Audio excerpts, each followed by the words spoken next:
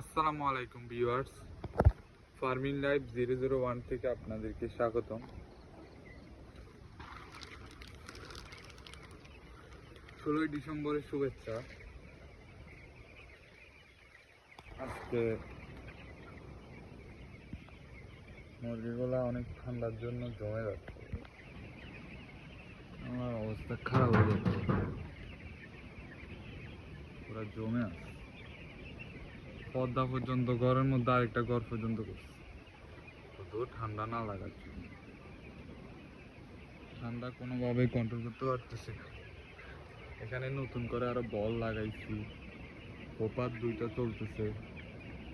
এখানে মূলত 700 ব্রয়লার বাচ্চা আছে, তার মধ্যে 9-10 পিসের মতো মারা গেছে। আজকে বয়স 9 দিন ওদের।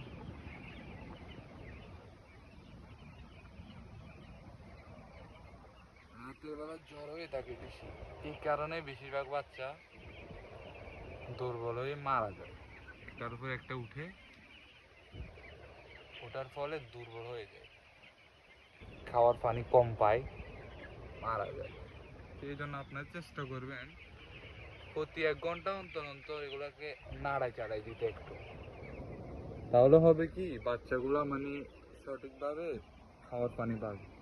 খাওয়ার পানি পেলে ওদের শরীরটাও একটু হিট থাকবে। আর ইসেল জাতীয় ওষুধগুলো ইউজ করবেন রাতের বেলা, যাতে ওই ভিটামিনগুলো খেয়ে মুরগির শরীরটা একটু হিট থাকে।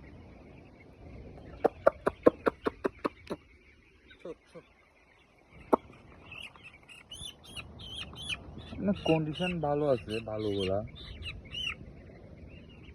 বাকিটা আল্লাহ হাতে। ওকে বিয়াস, সবাই ভালো থাকবেন। আসসালামু আলাইকুম।